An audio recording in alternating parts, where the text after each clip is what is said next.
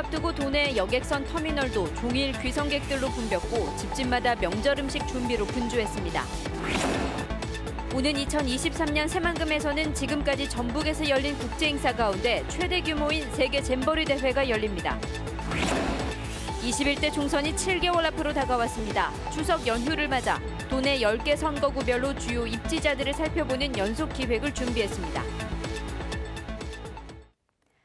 안녕하십니까. 민족의 최대 명절인 추석 연휴가 시작됐습니다. 기차역이나 터미널은 물론 섬 지역을 오가는 여객선 터미널도 오늘 하루 귀성객들로 크게 붐볐고 집집마다 가족과 함께 나눌 추석 음식 준비로 분주했습니다. 나금동 기자입니다. 추석을 맞아 여객선 터미널 대합실이 들썩거립니다.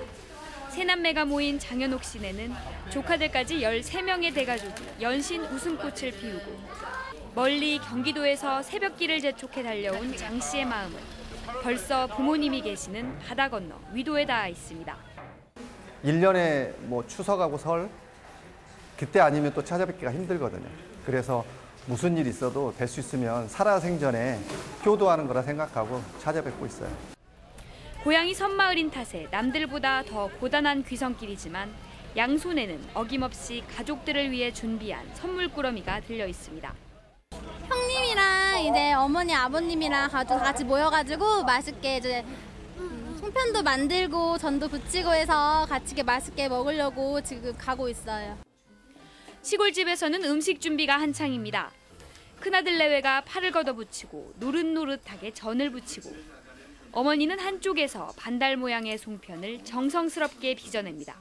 아들들 오면 다 이 송편 만드는 놈을 좋아한 게 집에서 이렇게 만들고 있지. 손지들이 만드는 놈을 좋아해요. 그런 게 만들고 있지.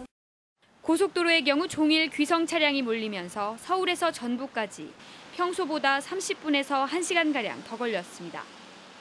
한국도로공사는 이번 추석 연휴에 모두 78만 대의 차량이 전북을 찾을 것으로 예상했습니다. 또 추석인 내일은 오전 10시 무렵부터 귀경 행렬이 시작되면서 상행선의 정체가 본격화할 것으로 내다봤습니다.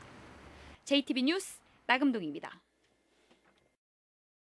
오는 2023년 새만금에서는 170개 나라 5만여 명의 청소년이 참여하는 세계 잼버리 대회가 열립니다. 전북에서 열린 국제 행사 가운데 사상 최대 규모인데 전북을 세계에 알리고 새만금 내부 개발도 앞당기는 견인차 역할을 할 것으로 기대를 모으고 있습니다. 보도에 하원호 기자입니다. 텐트를 치는 손길이 분주합니다. 세계 각국의 청소년들이 한자리에 모여 전북의 자연과 역사, 문화를 체험합니다. This is not the same as in Taiwan because this is very Korea's history things. I can make very friends in this camp. So I will very family in this. 오는 2023년 새만금에서 열리는 세계 잼버리 대회에는 170개 나라 청소년 5만여 명이 참가합니다. 전북에서 열린 국제 행사 가운데 역대 최대 규모. 전북의 역사와 문화를 전 세계에 알릴 절호의 기회입니다. 개최지인 부안군뿐만 아니라 전라북도 14개 시군에서 다양한 영예 가정활동을 체험함으로써 전 세계 청소년들이 가장 한국적인 전라북도의 맛과 멋을 느낄 수 있는 대회를 앞두고 기반공사도 속도를 내고 있습니다. 대회 개최 전까지 신공항 건설은 사실상 어렵지만 새만금 전주 간 고속도로가 조기 개통됩니다. 내년부터 대회장으로 사용되는 새만금 부지 8.8제곱킬로 면적에 대한 매립 작업도 시작됩니다. 부지의 매립은 2022년 9월 이전에 완료하겠습니다. 대회 2년 전인 2021년에 열리는 프레잼버리 대회를 위해 필요한 부지는 우선적으로 매립해서 준비에 차질이 없도록 하겠습니다. 새만금 세계 잼버리 대회의 경제 효과는 6조 7천억 원. 잼버리가 전북을 세계에 알리고 새만금 내부 개발을 이끄는 견인차가 되고 있습니다. JTB 뉴스 하원호입니다.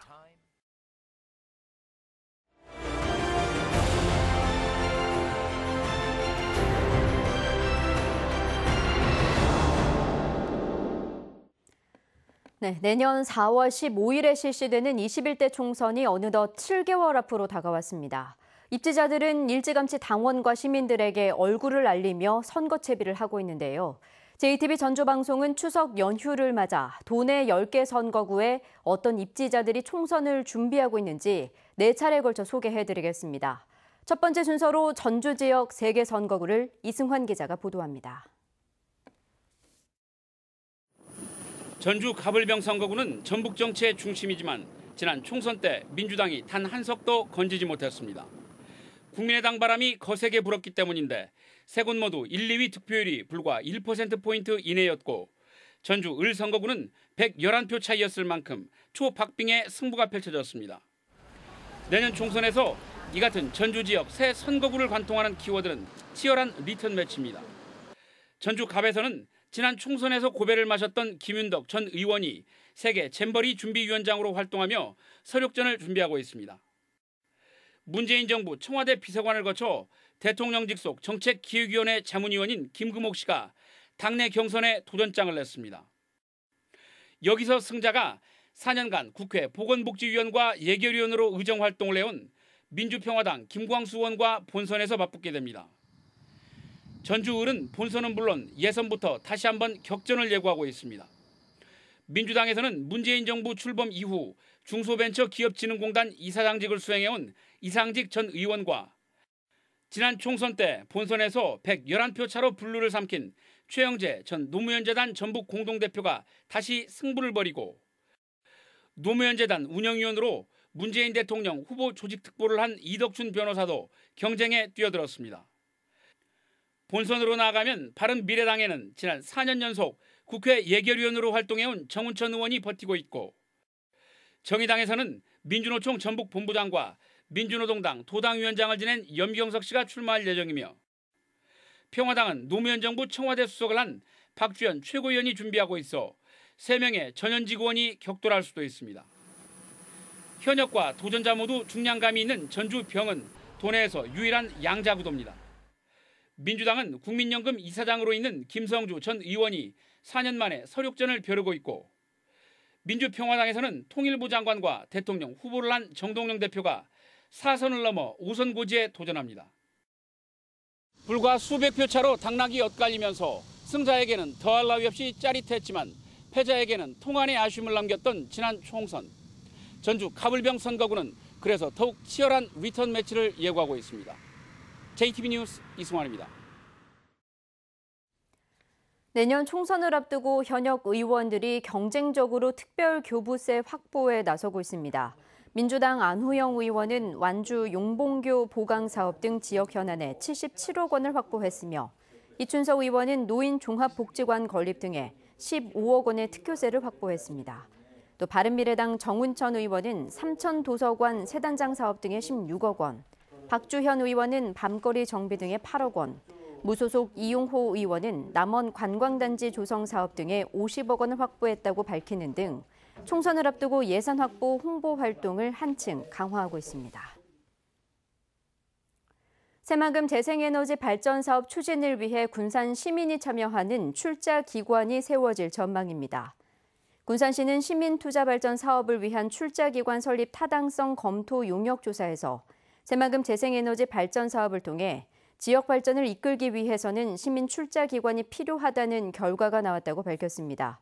군산시는 이에 따라 전라북도 협의와 조례 제정 등 행정 절차를 거쳐 내년 2월까지 가칭 군산시민발전 주식회사를 설립할 예정입니다. 도내 시내버스의 무료 공공 와이파이를 구축하는 사업이 대부분 마무리됐습니다. 전라북도는 도내 시 지역을 운행하는 시내버스 848대 가운데 804대에 무료 공공 와이파이를 설치했다며 올해 사업 대상에서 빠진 전주 시내버스 40대와 김제 시내버스 4대는 내년에 추가 설치할 계획이라고 밝혔습니다.